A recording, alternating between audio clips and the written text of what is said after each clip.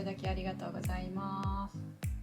今日は、ミルームの秋講座がスタートしたということで、作品の方の紹介とあと質問の方も受け付けようかなと思っています。皆さんのねコメントの方が見れる状態で撮影をしていますので、よかったらですね、普段聞きにくいこととかもですね、質問の方を入れていただけると嬉しいです。楽しみにしていました。よろしくお願いします。ありがとうございます。今回ですね、ちょっとコメントでちょっと見えなくなってるかな。こちらの方ですね、ファーのトートバッグの方が秋講座の方で加わりましたので、今回はこちらの方の紹介したいなと思います。こんにちは。こんにちは。ありがとうございます。こんな感じのね、ちょっと大人っぽい感じのトートバッグになってます。こんな感じのファーのね、トートバッグの方ですね。こちらの方がキットになっていきます。レッスンの方では、こちらの方を、紹介していますので、こちらはキットで選ぶような感じのどちらかになってますけれども、手持ちの生地で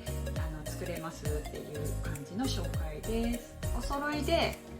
こういうバネポーチですね。こちらの方ね、すでに作り方とかも紹介しているので、もう分かってるって方もいらっしゃるかもしれないんですけれども、こちらの方も紹介していきます。こんな感じの小さいねバネポーチですね。写真で見るのとこうちょっと持ってみたりとかするのを見るのではちょっとねサイズ感も分かるかなと思うので、よかったら参考にしてください。今日もちょっとねポカポカ日和の週末なんですけれども、暑いからねちょっとどうかなと思うんだけど、結構ねサイズ感はちょうどいい感じになってるかなと思いますよ。で、YouTube で紹介しているのと何が違うかっていうと、こういう感じで柄の切り替えがこうあって、もうこう輪で作らずにそこをですねこういう風につなげて作るようにしてます。もう早速ね受講されてる方とかは作ってるところとか見てると思うので、こういう風に作るんだなっていう風に見ていただけてるかなとは思うんですけれども、はい、こんな感じでこちらもこういう風にしてます。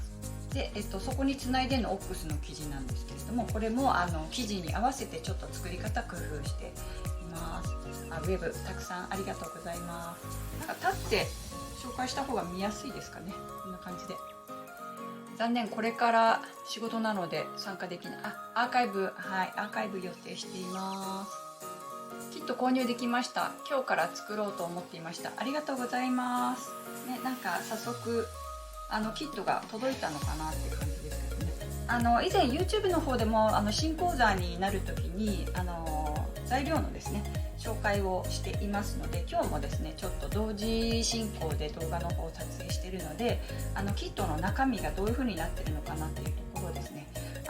紹介したいなと思います。でキットがですねこういう感じでミルームさんからですねおしゃれな白い箱で届きますね。どんな形状なのかわかんないですけど、私のところにはこういう感じで届いてます。で開けると結構ねしっかりとこ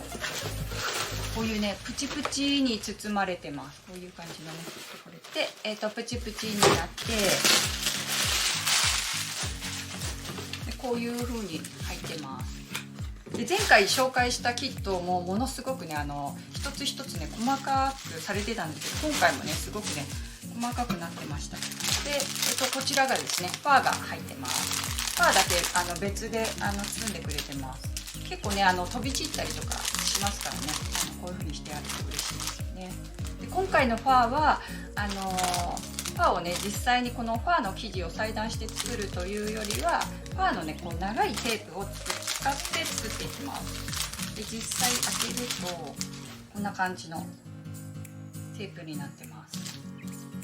こういうのこうなんか手芸店とかでも多分巻きとかで販売されてるんじゃないかなと思うんですけれども、このやり方ねYouTube の方とかではまだ紹介してないんですけれども、私も実際あんまりこういうのでやったことがなかったので、今回レッスンの中でですね紹介する上で私もね事前準備とかしていい勉強というかいい経験になりました。こういう感じのテープですね。裏はねどうなってるかというとこういう感じなんでしょう。なんだろうね、こうニットになっていて、でちょっと上の部分がこうひらひらってなった感じなんか縫い付けることができて、ここの部分がパーがこうなってる部分で、このサイドの部分でこう、縫い付けていくっていう感じになってます。でこちらをね使っていくんですけど、これだと毛並みの方向がどうしてもこう一方向っていうんですか、こうやって縦にこうなっていくので、こうなんだろう、パーをこういう風にやることはできないんですけれども、実際に作るとそんなには気にならないっていうか、これでも大丈夫かなっていう感じの仕上がりにはなっていますね。これも結構 YouTube で紹介したら作ってくださる方非常に多かったので、今年ね冬も早く来そうなので、パーの素材のものを早めにレシピ紹介して皆さんに作っていただきたいなと思ったので、今回ですレッスンに加えました。でこちらとですね、こういう感じで生地が入ってます。これはね、私ピンパネルだと思ってたらピンパーネルっていう柄の名前ですね。こういうね持ち手ですね、結構私もよく使うんですけれども、こういうレザーオンテープっていうんですけれども、レザーがこのテープに乗っかって縫い付けられているっていう素材のものですね。こちらの方を使っていきます。マグネットボタン、これが座巾とともに1組入っています。そしてですね、こちらの2つ目の作品としてバネポーチを作るんですけれども、そのバネポーチに合わせたこのピンタイプのものですね、こう丸めて作るもの、入ってると反射しちゃって見えないので開けさせていただきます。こういう感じの輪っかのものですね。こういう風になってます。この輪っかのものを通して使うので、ここに持ち手をつけることができるんですね。持ち手がねこちらになります。これはねもう焦げ茶で一色にしちゃいました。1個あるといろんなバッグにつけることができる、ポーチとかね作った時にいろんなものにつけることができるのに、焦げ茶が万能じゃないかなと思ったので、ちょっとレッスンではちょっと赤っぽい感じの、こういう感じの赤っぽい感じの色を使ってるんですけれども、焦げ茶の方が万能なのでこちらにさせていただきました。でその持ち手のところにですね、こういう風に D カンが、こういうちっちゃい D カンがついてます。なんかこれはレッスンでは使わないんですけれども、なんか何か作る時に残しておくとなんか結構役立つかなとは思います。これねもともとジャスミンさんっていうメーカーさんがあったんですけど、そのジャスミンさんでよくこの持ち手私が購入してたんですよね。でなんですけどジャスミンさん廃業されたということで、ちょっと代替品になっているそうです。結構使ってる方多いんじゃないかなと思います。これなんか楽天ショップとかでもねよく売ってますけど、この D カン付きなのがすごいね嬉しい材料じゃないかなと思います。今回ねパーツ意外と少なめですね。でこれがもうすごい細かいんですけど、ここの脇のタブに挟むものですね、ストライプのタブのものも全く同じものが入っていて、これも一つ一つ切ってくださったみたいです。ありがたいですね。こういう風にこんな感じです。こういう風になんか全部キットが入ってるとなんかいざ作ろうっていう時に楽ですよね。全部揃ってるから動画見ながら同じものが使えるんです。で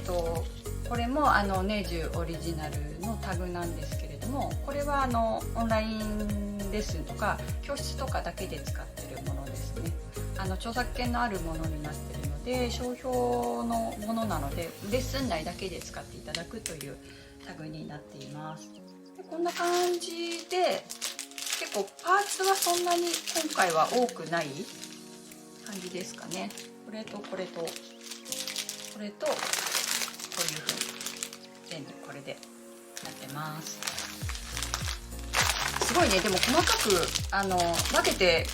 いただいてるんで、なんかなくし物はしにくいかなとは思いますね。で持ち手ですね、持ち手も入ってますね。で生地なんですけれども、生地が、全部30センチで、全部っていうか30センチで用意していただいてます。で今回はどうしてもこの中央をちゃんと分けて考えていただきたいなっていうところで、そのままですね半分に切ったりとかもせずにこのままロングの状態、普通に30センチぐらいでカットされた長いものでキットにしていただきましたので、結構ね余るかなと思います。余ったらなんか違うものをポーチ作ったりとかしていただけたらと思いますけれども、こんな感じで大体、30センチもあるとねこういう耳が、これねモリスのね耳可愛いんですよ。見て、これすごい可愛くないですか？なんかお花のマークになってるんですよ。これがねすごい可愛くて、結構オックスなんですけれども、ね、フリンチにもなってるから、この部分はなんか取っておきたいなっていう感じはねしますよね。それで一緒に合わせるのがこういうグレーのオックスですね。私も結構使うんですけれども、こちらのオックスの生地はね非常に扱いやすいというところで、こちらのオックスの方を選ばせていただきました、ね、合わせるとすごいねシックな感じですよね。今回このオックスは表には出てこないんですけれども、どこに使うかっていうと、この中のポケットになります。これちょっと裏返しにしちゃいますね。裏返しにしても可愛くないですか？なんかちょっと変だけどなんかこういう感じのこのポケットになっています。ポケットの付け方もエプロンの動画の方ですね、レッスンの方で紹介している付け方と同じで、1枚なんですけどこう縫い代が綺麗に見えにくくなるっていう縫い方のコツとかを紹介しています。でここでタブですね、こうペースネームみたいな感じにして使っています。内側に入れちゃうんですけど、でオックスはあとはこの底の部分ですね、ここの部分で合わせてるので、あまり目立たないんですけれども、メインで使うってなるとこのポーチの時にこういう風に布合わせで見えてくるような感じです。この三角待ちになる、ポーチの作り方、こちらね YouTube で紹介してますので、そちらもよかったら参考に見てみてください。であと一緒にですね揃えてるのがこの私がいつも使ってるおすすめのこのキルティングですね。やっぱ押さえてるミシン目が少ない分ちょっとふんわりしている感じなんですよ。使ってる量は変わらないんですけど、例えばこのマスがこの半分になることでもう一回ミシン入るような感じですよね。そうするとちょっとぺたんこになったような印象になるんですけど、これちょっとふんわりしてるので私がよく使ってる目朝キルトになります。こちらですね、同じもの指定させていただいたのでいつも使ってるものが届くようになってます。しかも今回ですね使い切りにさせていただきました。2つできるからそのまままっすぐ切ってもいいかなと思ったんですけど、今回キット2つあるので、そちらで使ってもらったらと思ったので、今回は、こちらは使い切りサイズになっています。よかったら追加のキットとかですねご検討ください。キットがね確かね4980円だったかな、ちょっと不確かですけど多分そのぐらいの金額だったんじゃないかなと思います。お店で全部揃えるってなると結構ね細かくって大変になってくると思うので、キットとかね活用されるといいんじゃないかなと思います。そんなところですかね。なんかあっという間に終わっちゃいましたけどなんか駆け足で説明してきちゃったんですけど、何かご質問あったらコメントの方からメッセージを入れていただけると嬉しいです。私からで一つだけ質問があって、先ほどストーリーの方でも質問をちょっと投げかけて少し皆さん DM でお返事いただいた方とかいらっしゃるんですけど、YouTube の方で字幕をですね今年から字幕をゼロにして英語の翻訳とかもゼロにしているんですけれども、やっぱりね私の声がですねちょっとこういう風に今みたいに張ってればいいんですけど、たまにこもっちゃったりとかするので聞こえにくかったりとかするんですよ。で編集の時に音量を上げたりとかはするんですけれども、でもねどうしてもなんかそういうところが多かったりするんで、字幕アプリっていうのがあって、動画を作った後に編集した後に自動字幕っていう勝手に字幕になってくれるんですけど、私の滑舌悪いんで滑舌が悪いからちょっと直したりとかはするんですけど、それを動画の上に載せて編集することができるっていうのを最近始めてみようかなと思って、前回のヌビキルトのトートバッグですね、そちらの時に載せてみました。でそれで字幕がねあると手元が見えにくくてやりにくいっていう意見もあったので、どういう風にしようかなと思ったんですけど、その自動字幕のテロップが結構読みやすい感じになってたのと、あとミルームの動画の方でも今フル動画全部字幕に変わったんですよね。でそれを視聴させていただいて、私編集とかで確認とかをするので、それを視聴した時になんか意外と見やすかったっていうのが私がこう一視聴者になったっていう立場としてちょっと意外と見やすかったっていうのがあったんですけど、やっぱりデメリットとしてはやっぱり字幕を追ってしまうので手元を見なくなるっていうところがちょっとねあったんですけど、YouTube は別になんかそこまで考えなくていいのかなっていうのもあってですね、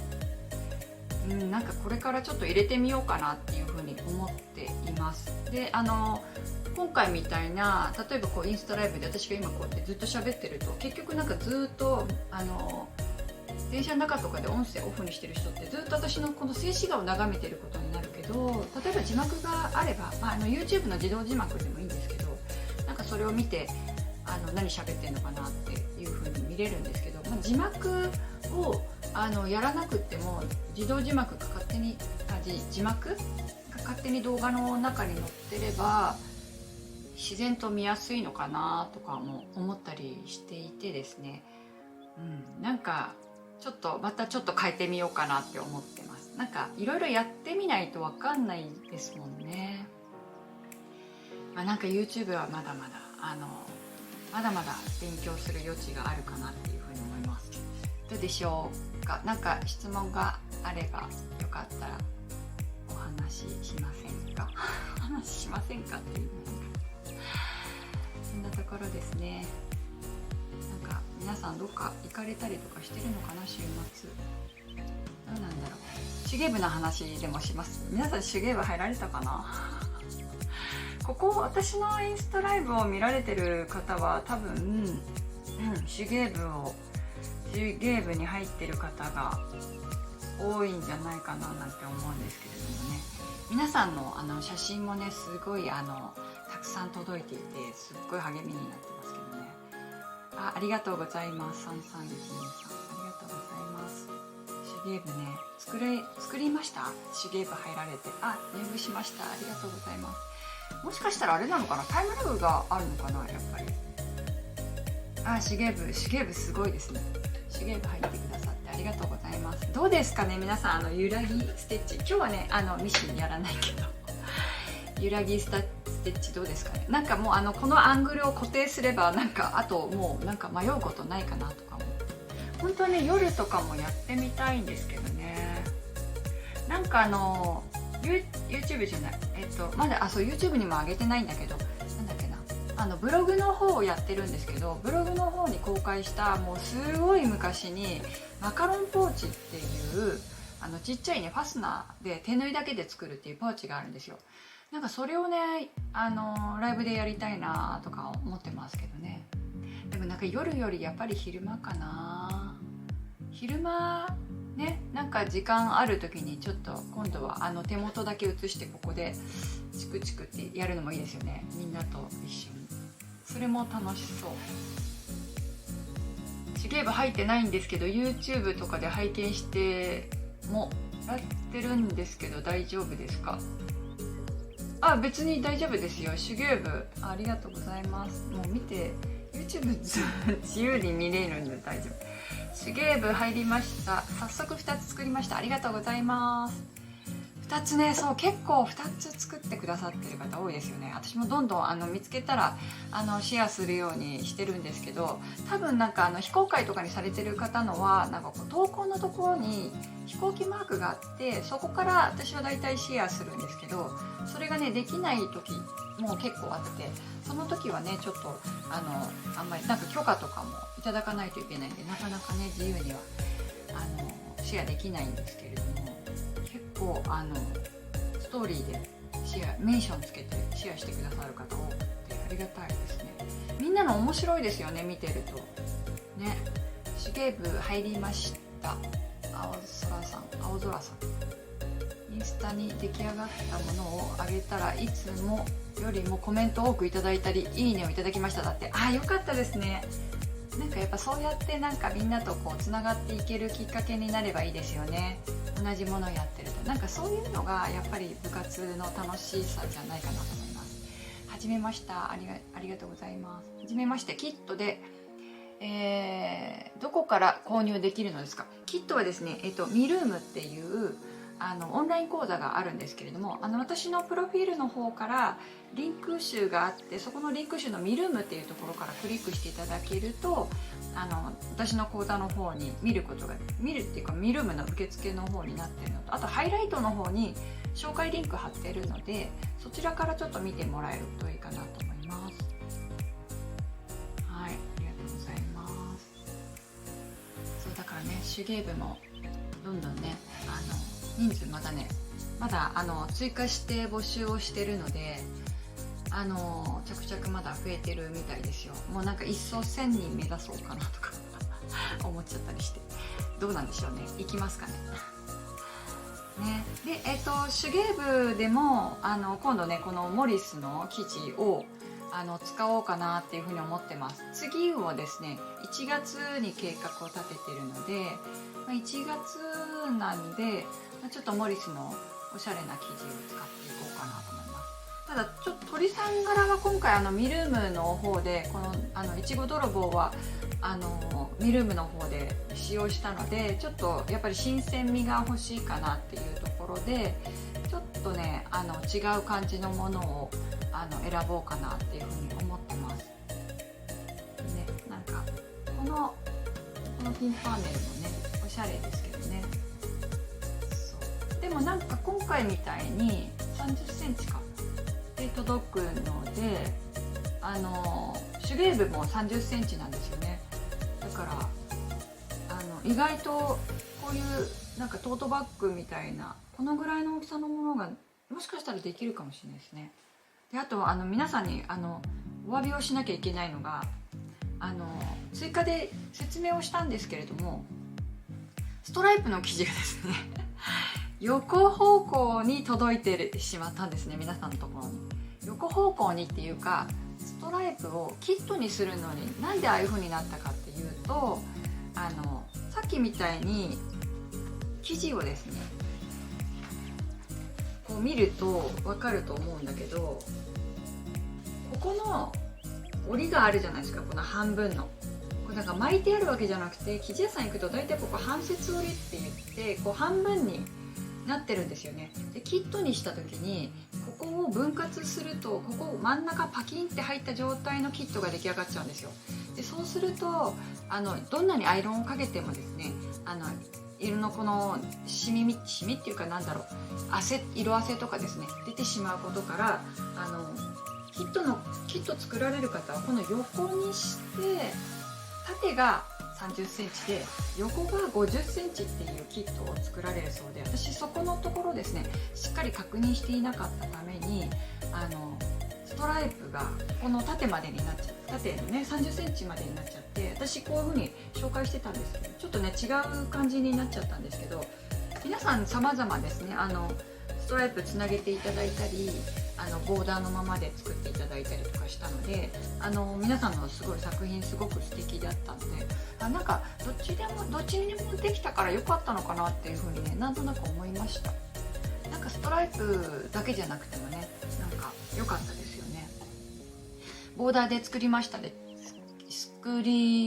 けど可愛いですよ。ありがとうございます。でなんかボーダーで作られてる方も非常にね多かったんですよ。だから良かったと思って逆になんか揃えやすかったのかな、この上の部分。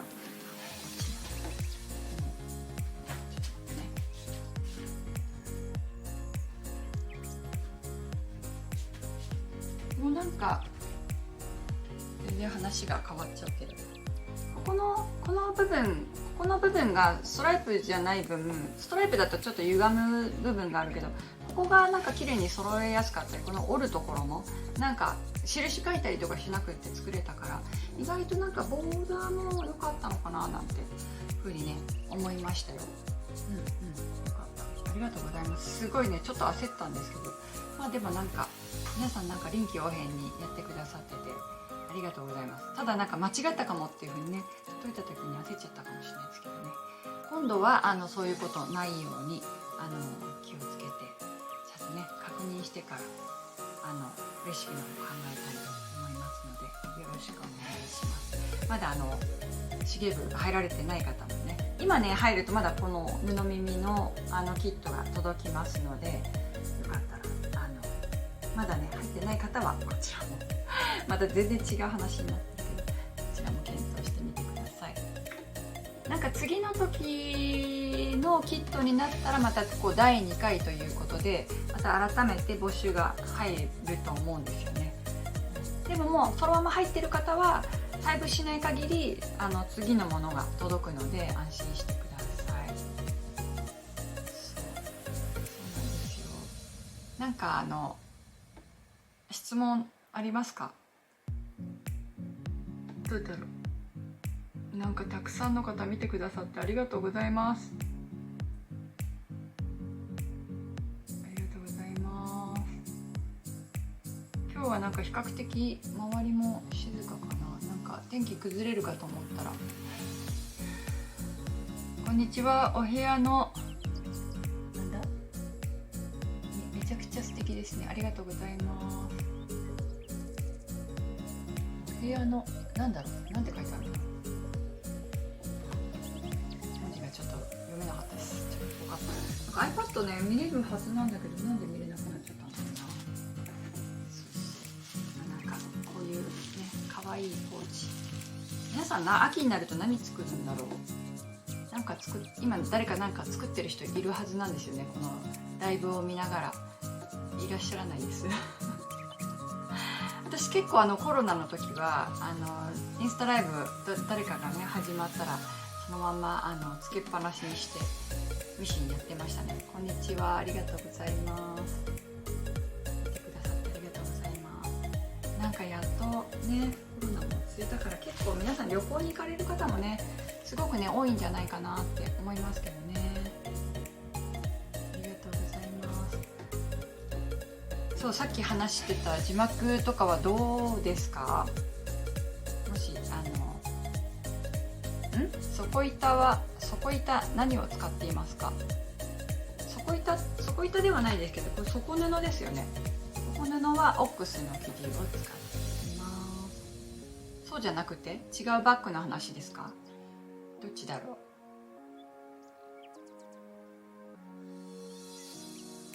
どっちかな。ヌビキルトのバッグ印付けしてますよ。ありがとうございます。やっぱり作っていらっしゃる。はじめまして。 YouTube でポケットサイズのミニ財布と三角町のバネポーチを作りました。ありがとうございます。作ってます。ごめんなさい。編み物です。よかった。中に硬い板を入れる時です。中に硬い板を入れる時ね、私はねよく使ってるのが出していきましょうか。結構私はストックしてるんですけど、他の動画でもね一回紹介したことがある。こういう感じで、これ逆になっちゃいますけどダイソーとかで売ってる PP シートっていうのをよく使います。これね生徒さんにもおすすめしてるんですけど、ラミネートのね底のところにバッグ作ったりとかした時にそこの部分に敷くと結構これだけでしっかりするので、あるといいですよ。断然違います。あとこれが見えて嫌だったら布でくるんで包んで縫うっていう方法とかね、なんかボストンバッグ作る時とかはこんな感じでしてみました。字幕は私は必要ないですが、あっても邪魔にはならない感じです。自動字幕よりは絶対見やすいって。やっぱりそうなんだね。なんか私もちょっとそう思いました。なんかミルームさんの動画を見た時にそれを思いました。なんか今物価高になったりとか、あとなんだろう、中国から入ってくるのが少なくなるって思ったんで、結構焦って探したんですよ。これね、私がおすすめしてるのがこのサイズはね、厚みが 0.75 でサイズは39×55ってこれがね一番大きくって一番使いやすい。この厚みも 0.75 だとハサミでも切れるんですよ。で印書いてハサミでも切れて、で角だけ綺麗にちょっとカーブを作ってあげた方がこう危ないので傷になっちゃうから、角だけはこう切り落としてあげるっていう風にすると結構オールマイティーで使えるのですごい便利。これね非常におすすめしてます。110円ですからね。なんで手芸店で売ってるこういうカバン底って結構もう黒のものが多かったりとか、あともうすごい厚かったりとかしてちょっとハサミで切りにくくてカッターで切ったりとかしてたんですけど、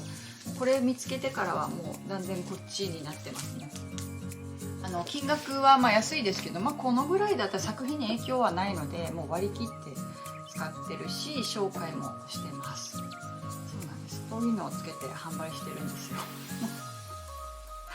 でも別に悪いことではないからね、いいものはいい状態で使っていくという。どなたか会員になってくださった方がいらっしゃる。ありがとうございます。今お知らせ通知が入りました。ありがとうございますね。なんかやっぱ冬ね、こういうねバッグ持って歩くとちょっと楽しいですよね。型紙の収納を見せていただきたいです。おお、型紙ね。型紙か。ちょっと待って、これどう開けるか。型紙の収納はね、型紙の収納はもうやっぱり100均なんだけど、こういう感じでこういうファイルを集めて、ここの中に全部入れてますね。透明な中に。もう最近更新されてないからファイルに入れることはないんですけど、なんかこういう感じで自分で作ってるこのマロン巾着の型紙とかもいくつもあったりするの。こうリニューアルごとに作ってるから、ここになんか日付書いたりとかして、こういう風にファイリングしてます。なんか意外とこういうのが便利で、くっついてるタイプですね。こういう風なくっついてて何ページかってなってるやつで、これプラスチック本当はやめてですね、無印っぽいやつを使おうと思ってこういうの使い始めたんですよ。こういう風にファイリングしようと思って。結構こうファイリングとか大好きなんでこういう風にやっちゃうんですけど、これをやるとですね、見た目はすごい綺麗なんだけど、収納する時に結構硬いからあんまり融通が効かないんだけど、見た目は綺麗なのでこれで揃えたい感じ。ただこういうなんかこういうリングタイプっていうんですか、こういう挟み込むタイプだから結構ね、ここがふにゃふにゃふにゃふにゃ落ちるんですよ。これがねちょっと気に入らないので、やっぱりこっちに戻そうかなって思ってます。こっちは物入れればすごいしっかりするので、あんまもう更新されてない、もうすごい昔のやつがいっぱい入ってますけど、結構厳選してやってますけどね。なんだかんだあんまり物が捨てられないたちなので、古いものもずっと残っちゃってますね。よくないな。ゆきさんのそのラフな感じが好きです。ありがとうございます。もうなんか私もうほんとなんかね、庶民派ですよね。本当に庶民だなと思う。よ、ありがとうございます。ありがとうございます。庶民といえばなんかまたこう全然宣伝じゃないけど、このね私ゲッターズ飯田さんのね本をね見るんですけど、やっぱりね私ね銀の時計座なんですけど、すっごい当たってて庶民派なんですよね。もう完全になんか見抜かれてるっていう感じがしました。そんなところです。はい、大丈夫かな。皆さんのなんか質問逃してたら言ってくださいね。大丈夫そうだったらもうね暗くもなってくるので終わりにしようかな。なんか日が結構ね、もう最近日が暮れるのも早くなってきてますよね。この間もう4時過ぎぐらいから日が暮れ始めて、もうこの部屋ももう3時近くなるとだんだん暗くなってくるっていうところなんで、日差しはもうさんさんと照ってくるんでカーテンをつけているんですけど、重機の家庭用ミシン8号半布は無茶ですか。重機のね家庭用ミシンもいっぱい種類があるので、どのぐらいのものかにもよるかな。だいたいね、でもね私手芸店でずっと仕事してきたんですけど、仕事じゃない、講師をねしてきたんですけど、手芸店っていろんなミシンが置いてあるんですよ。それこそブラザーとかのガチャガチャガチャってやるミシンのエントリーみたいな、これ1万円台で買えるようなものだったりとか、重機のねドレスメイクができるような立派な家庭用ミシンから、しかも同じものが何台もあるわけじゃなくて違うものが何台もあるので、全部のミシンを全部生徒さんに選んでこれを使ってくださいみたいな感じでやってたんですけど、その時はねほとんどメインがブラザーだったんですね。重機のミシンは種類もなかったですし、1台しかその時なかったかな。でブラザーがやっぱりたくさんあって、でその中で私が一番最初に講座にしてたのが、帆布ではないんですけどラミネートの生地を今もたくさん紹介してますけど、ラミネートの生地を使った作品を紹介してきました。でラミネートが縫えるということは、もう帆布もね大体縫えるんじゃないかなって思うので、どのミシンでも基本的には縫えないものはないんじゃないかなって私は思うんですけど、ただねやっぱり馬力がないだけに手で回したりとかする場合とかはミシンに結構ね負荷がかかっちゃうんですよ。そうするとモーターが壊れてミシンが壊れやすくなるっていう、ガッガッガッガッっていくものが多いとダメなんですよね。だからその場合は針を新しいものに変えて太いものにするとか、そういう風にちょっと工夫をしていく。あとは最初からもう布をね少し重なりやすいところちょっと潰しておくとかっていう風にやるしかないんじゃないかなっていう風に思いますね。私だって家庭用ミシンで8号帆布で縫ってきましたからね。でもそれはキルトスペシャルだったから、そのキルトスペシャルも重機の家庭用ミシンの中では今でもねロングセラーになってるみたいですけど、すごくね縫いやすい部分に入ってますよ。今EX7 のね登場率高いですけどね、それはなんかやっぱりオンライン講座とかでも紹介してるので、なんか違うミシンで紹介するよりはこっちの方がいいのかなと思って、新しいミシンの方でねちょっと紹介しちゃってますけど、だから縫ってみるといいかもしれない。ただなんか縫い方はちょっと工夫した方がいいかもしれないですね。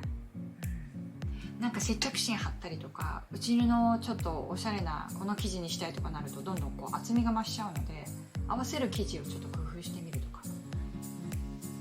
ミシン針はどのくらいで交換するといいですか？ミシン針ね、私も針供養しなきゃって思うんですけど、ミシン針は基準としてはね、音がしたらって言うんですけど、音がしたらもそうだけど、折れたらじゃなくて触った時にこうやって触るじゃないですか、ミシンの針をね。こうやって触った時にザラザラ引っかかる感じがしたら交換時ですね。これを見といた方がいいかもしれない。これ私の全部こんなに溜めちゃったけど、待ち針も曲がってくるし、もう全部交換しようと思って、これはね針供養用にいつも教室でこういうの回収してくれるんで持っていこうと思うんですけど、毎回忘れちゃう。そうなんです。だから結構針はね定期的に見た方がいいかもしれないですね。特にガーゼを縫う時とか、帆布を縫う時とか、あとリバティとかのローンの生地を作る時とかはその針がちょっとでも曲がってると、そこに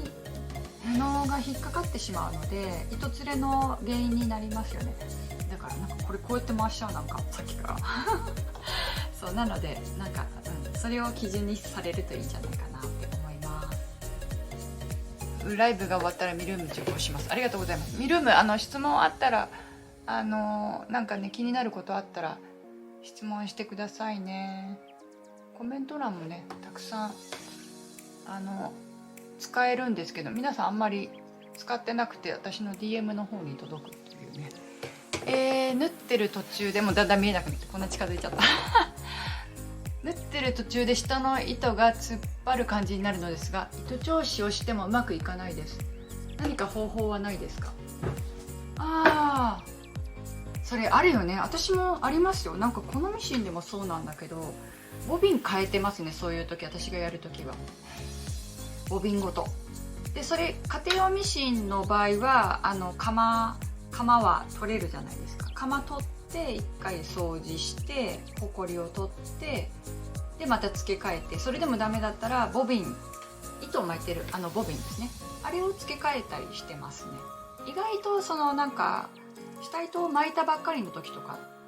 ボビンが下糸をいっぱい巻くと結構パンパンになるじゃないですか。それでも糸調子がちょっと変わってくる気がしてます、勝手に私は。だから糸替えのたびに糸調子はしなきゃいけないんだけど、ボビン変えてみてやってみるのどうですかね。あとなんか家庭用ミシンのボビンってみんな同じようだけど若干違うんですよね。なんかそれ私も知ったんです。もうほんと微妙な差なんですけど、100円ショップとかでも売ってるんですけど、それが合わない時もありますね。結構ねミシンの針とかも使ってたんですけど、100円ショップの。でもねやっぱりちょっと違うんで、最近はずっともうオルガンになってますけど、腰痛で立ってミシンをするように言われ、作業机を探していますか？何かおすすめご存知でしたか？立ってミシンするってこういうことですか？すごいかっこいい。でもね、私後ろにあるこの机が昇降机っつって、昇降するので結構高くまで上げられるんですよ。で昇降するから、この高い位置でミシンをすることもできるし、高くない時に普段ちょっとこれ上げてますけど、これより下げてやることができるので、これ昇降できるのがあるといいかもしれないですね。おすすめです。それ IKEA とかにも売ってると思います。私も先生の作業机どういうのを使っているのか気になってました。作業机ってこのテーブルですか？このテーブルは DIY してるんで、足場板っていうやつを使って手作りしてますね。裁断する時の机です。裁断する時の机ね。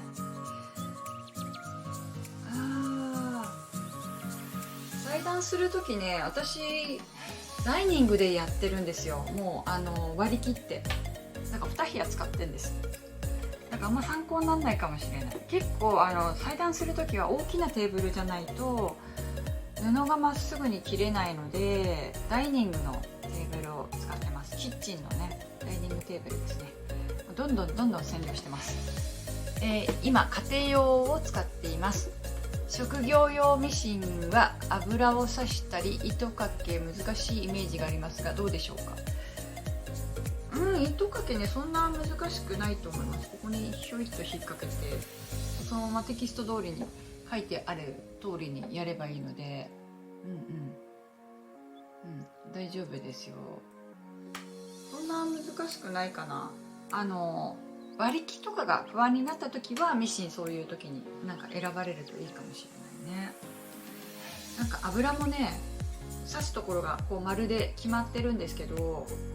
でもいっぱい刺しすぎるとなんかオイル漏れっていうんですか、なんかボタンのところからちょっと黄色く出てきちゃったりとかして、なんかあんまりやらない方がいいみたいです。定規につけているハンドル便利そうですね。そう便利なんだけど、やっぱりね私結構手の力でギュッてやる方がやっぱりそっちに慣れちゃってるから、たまになんかふにゃっていっちゃう時があって、なんか使いようかなと思います。なんかこれの時は使った方がいいかなとかね。ふにゃってなります。ロータリーカッターで切る時。そうなんですよね。だからなんかね、線を描く時とかあった方がいいのかな。なんだろうね。なんかちょっと動くなと思って、私結構こうやって押さえるんです。こうやって。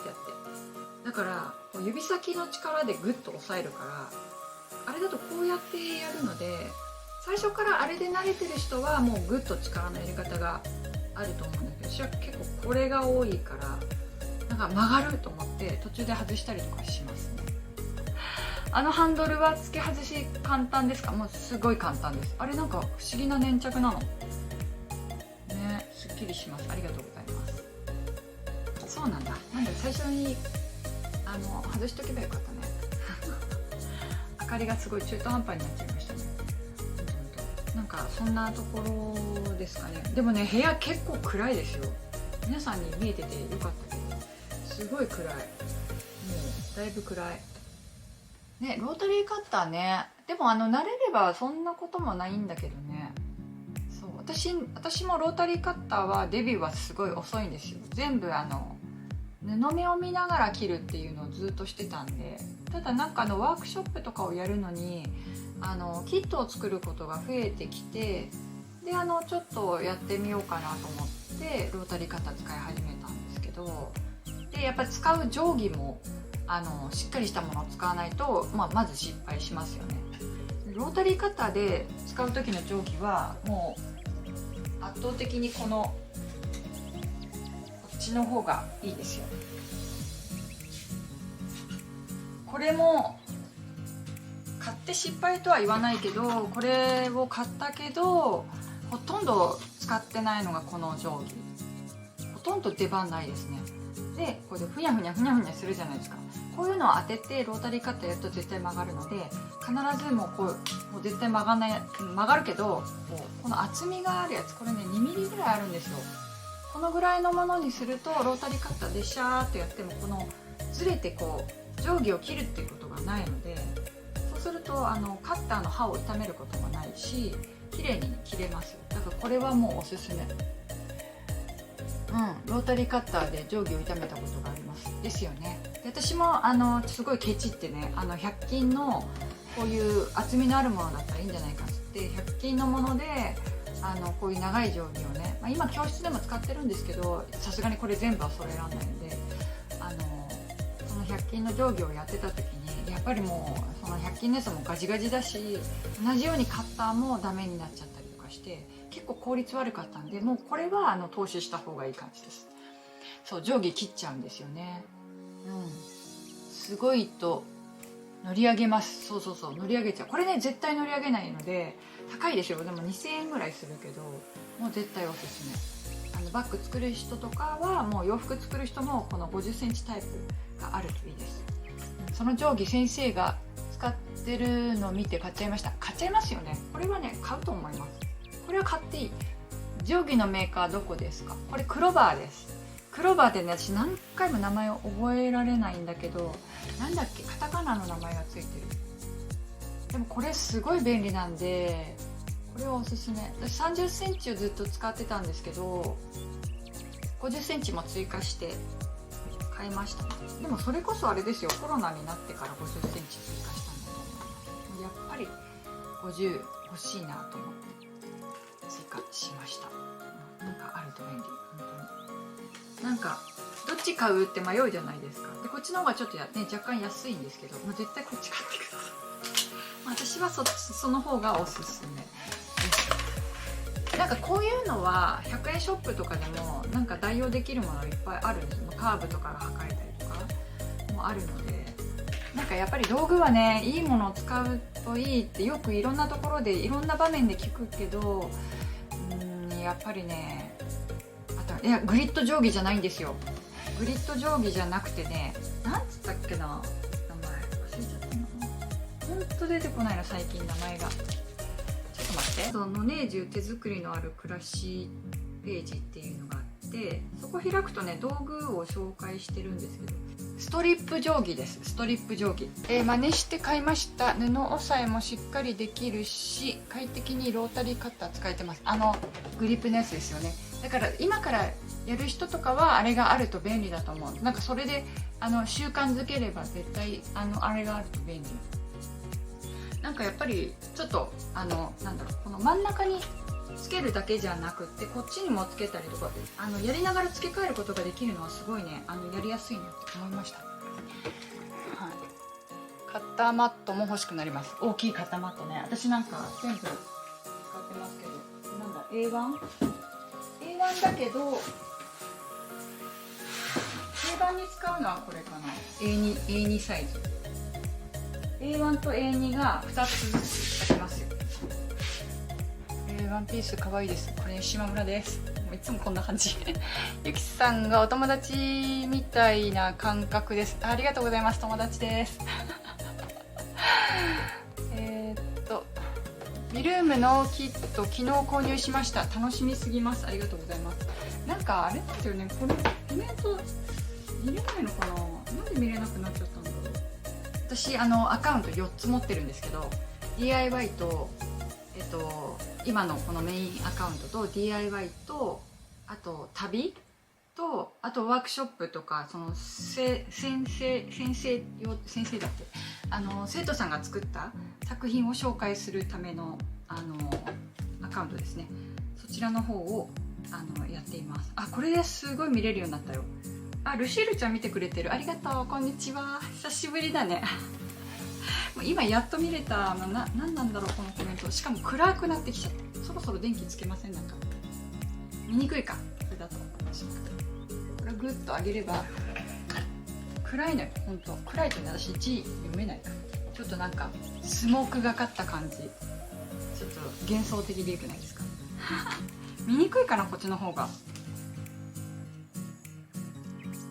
暗くない？これこっちの方がまだいいか。まあとりあえずいいや。ちょっとコメントがやっと見えるようになったんで、切り口のほつれが気になるジャガード素材で巾着やバッグを作る際はほつれ止め、接着紙など使用する方がいいでしょうか？そうだよね。あれほんとめんどくさいね。なんか私そういうの選ばないですね、そもそも。ごめんなさい、参考にならない。全然本当にそうジャガードとかね、すごいこれいいなっていうのあるけどね、ほつれ止めよりね、私ロックミシンかけちゃうんですよね。ロックミシンとかこうなんか塗ったりとかするよりはミシンで解決する方法を選んじゃってますね。まめに切るとかね。ロータリーカッターが上手に使えませんを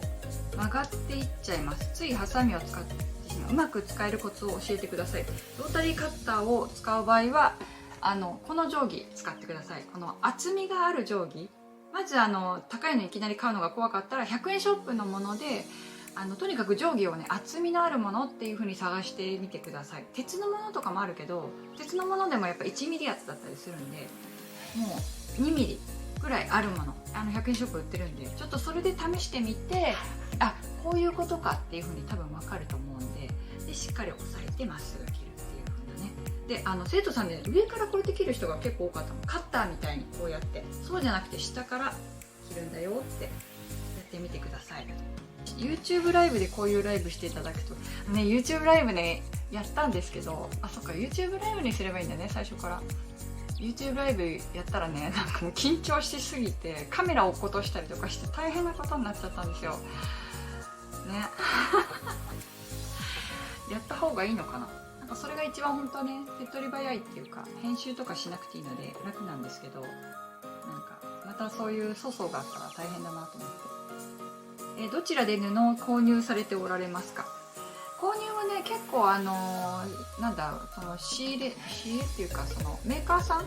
から直接購入させていただくことが多いですね、今はね。でもない時とかって、その直接その何かがない時とかは手芸店、近所の手芸屋さんがあって、うちのね近所ね三木っていう手芸屋さんがあるんですけど、そこがね結構布もいろんな種類があって、しかもお値段がお安いんですよ。でセールも時々やってくれるので、そういう時にまとめて買いに行きますね。駅の近くにあるんで、すごい頻繁に通ってます。意外とネットよりはそっちの方が多いかな。ネットはねやっぱり特殊なものだったりとかする時はネットで購入することが多いけど、大体もう店舗で買うことの方が多いですね。厚みがあっても定規切ったり曲がります。あれ、そうなんだ。厚みがあっても定規切ったり。そしたらあれカッティングマットとかそんなことないですか？カット台のところに切り口がもう溝ができてて、そこで曲がるとか、そんなことないか。そういうことではないのかな。なんか私それができてきたんで、カット台を新しく購入して、その溝がいっぱいできてるところを避けてできるようにしてるんで、結構まっすぐには切れるようになったけど、そうだからこういうのをこうやってこんな感じでやるんですけど、なんかあれだよね、これね毎回この袋だけ残してて、毎回終わるたびにここに入れてるんですけど粘着がねすごいごい不思議なんですけど、こうやってやるじゃないですか。くっつけてすごいピタッとくっつくんですよ。だから結構これだけですごいしっかりしてて、で剥がす時はこうやってベリって剥がせて、で上に動かしてこうやってやることもできるから、すごい便利なの。なんか粘着ダメになるかなとか思うんだけど、意外と大丈夫で、でもここに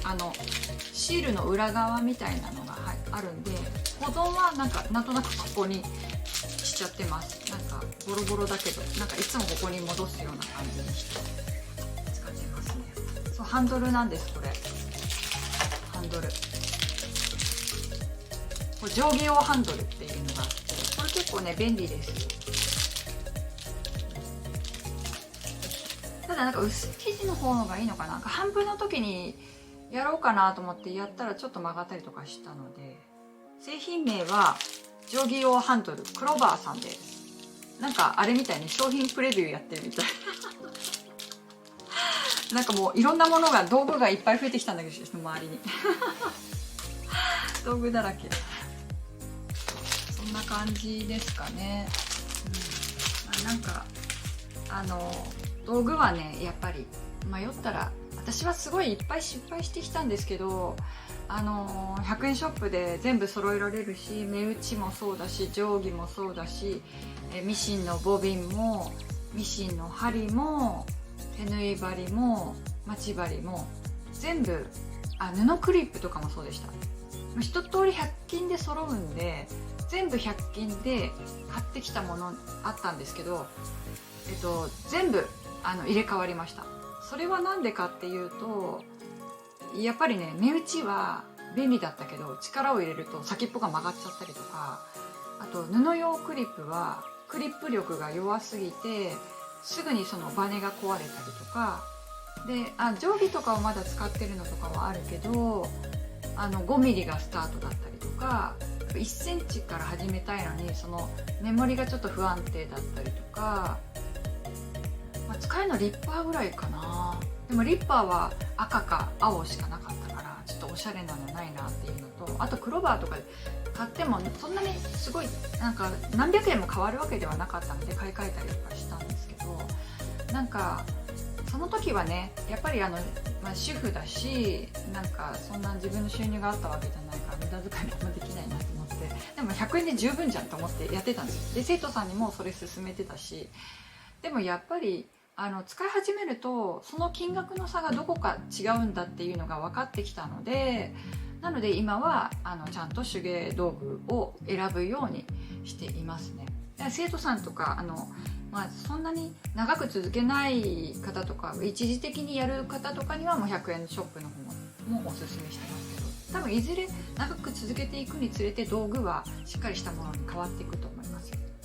はい、じゃあそんなところで今日は終わりにしようかなと思います。もうね、だいぶ暗くなってきましたからね。なんかこんな感じで、なんか来月もやりたいんですけど、 YouTube ライブの方がいいのかな。 YouTube ライブどうだろうね。なんか YouTube ライブやってみてもいいのかな。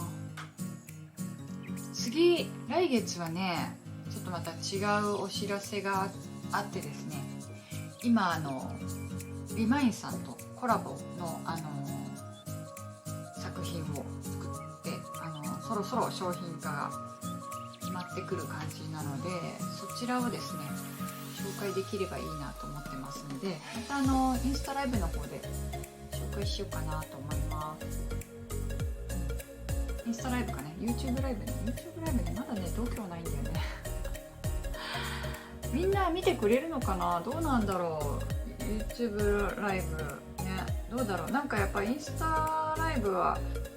なんかサクッと見れるけど、ただなんかちょっと不便なのはね、途中から見れなかったりとかね、最初からやれなかったりいけないですね。 YouTube だとコメント見返せるのでグッドです。そうなのよね、そうなんだよね、本当にそれは言えてる。そうなんだよ。勉強になりました。定規買いたいです。ありがとうございました。買ってください買ってみてね。手芸店とか秋になると 20% オフとかやるからね、なんかそういう時にお買い物できるといいですよね。はい、じゃあそんなところで、なんか私今日これ編集してね YouTube 上げようかなと思ったけど、すごい脱線したのでどうするかなって。アーカイブ見んのかな。アーカイブもなんかどうなんだろう。インスタライブで見たいです。インスタグラムでもそうだよね。多分私は多分楽な方になっちゃうから、インスタの方で見るようにやるようになっちゃうのかなとは思いますけど、そうそう、まあそんなところで、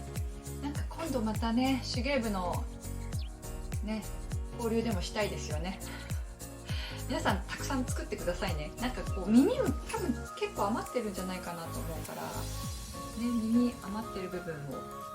ね、形にしていただけたらと思います。なんかいろいろハマっていただけると